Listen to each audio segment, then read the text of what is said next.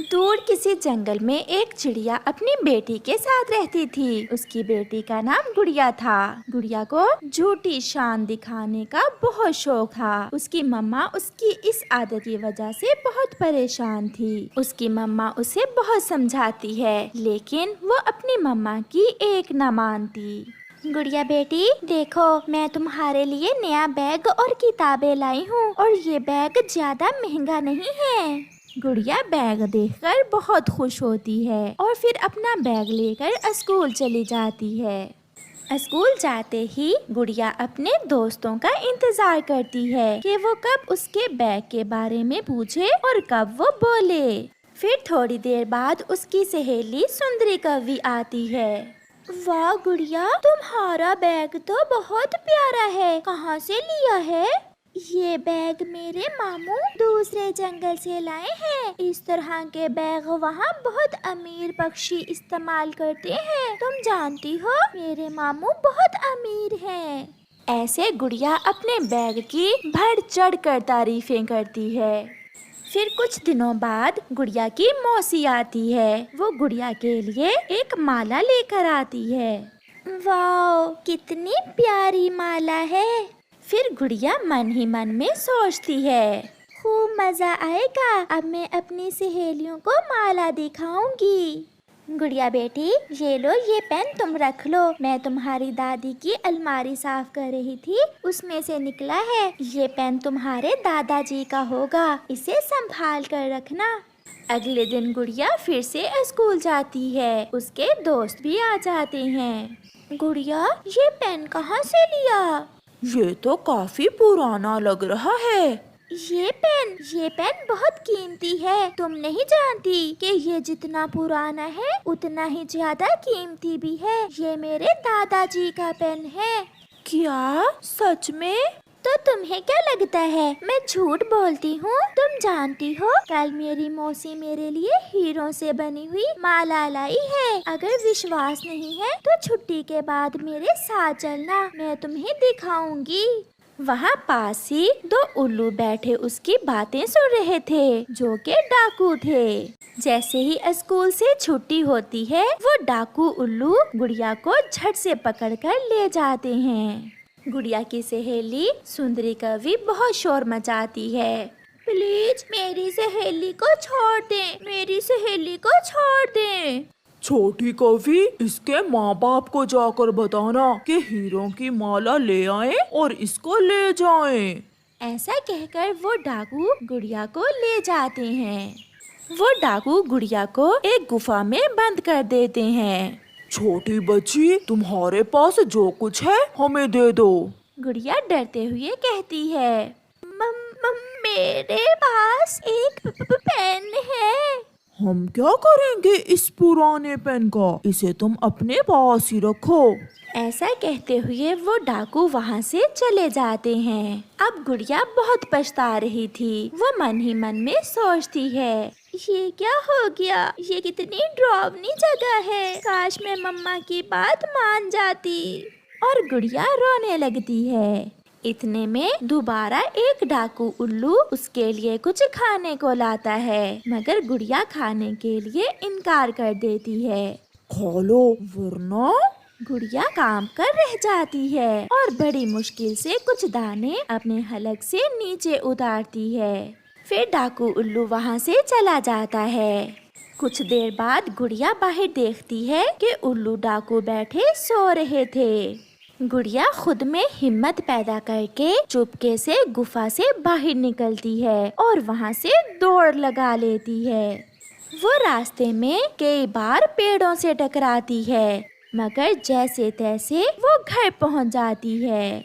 सुंदरी कवि ने भी गुड़िया की मम्मा को सब बता दिया था। गुड़िया की मम्मा बैठी भी रो रही थी। अपनी बेटी को देखकर वो बहुत खुश होती है। गुड़िया बेटी, तुम आ गई। देखा, मैंने तुम्हें कितनी बार समझाया था कि ऐसे अपनी झूठी तारीफें नहीं करते। गुड़िया भी रोने लगती है और अपनी हरकत पर बहुत शर्मिंदा होती है।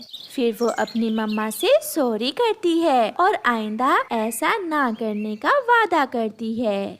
गर्मियों का मौसम था। सभी छोटे पक्षियों को स्कूल से गर्मियों की छुट्टियां हो गई थीं। चिड़िया की बेटी आज बहुत खुश थी। वो अपनी मम्मा से कहती है, मम्मा, मैं कुछ दिनों में अपना छुट्टियों का काम खत्म कर लूंगी, तो फिर आप मुझे नानों के पास लेकर जाएंगी ना? हाँ मेरी बेटी, आप अपना छुट्टियों का होमवर्क मुकम्मल कर लें, फिर मैं आपको आपकी नानों के पास ले जाऊंगी। फिर गुड़िया अपनी कॉपी पर कवर चढ़ाती है और वो सारी दोपहर बैठकर अपना होमवर्क करती है। फिर जब शाम होती तो वो थोड़ी देर के लिए नदी पर चली जाती, जहाँ जग्गू कौवा और उसका आवारा दोस्त बुलबुला खेल रहे थे। जग्गू, क्या आपने अभी अपना होमवर्क शुरू नहीं किया? अभी तो बहुत छुट्टियां बाकी हैं, होमवर्क भी लिख लेंगे। अभी कौन सा छुट्टियां खत्म हो गई हैं। हमें अपना काम समय पर करना चाहिए। मम्मा कहती हैं कि समय की कद्र करो। चलो भाग यहाँ से और हमें खेलने दो। बुलबुला और जग्गू फिर से अपनी बॉल के साथ खेलने लग जाते हैं। ऐसे ही छुट्टियां गुजरती गईं और गुड़िया हर रोज अपना काम लिखती और बाकी का समय अपनी मम्मा के साथ काम करवाती और फिर थोड़ी देर बाहर चली जाती।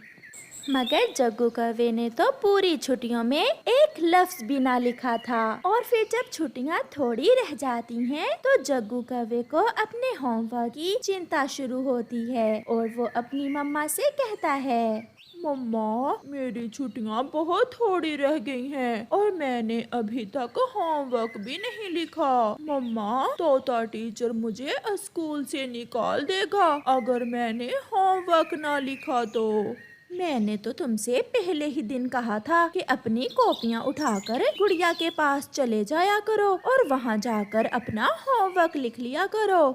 गुड़िया ने तो लिखा होगा। हाँ मम्मा, मैं चुरा लूंगा। मैं गुड़िया का सारा होमवर्क चुरा लूंगा और फिर कॉपियों पर अपना नाम लिखकर तोते टीचर को चेक करवा दूंगा।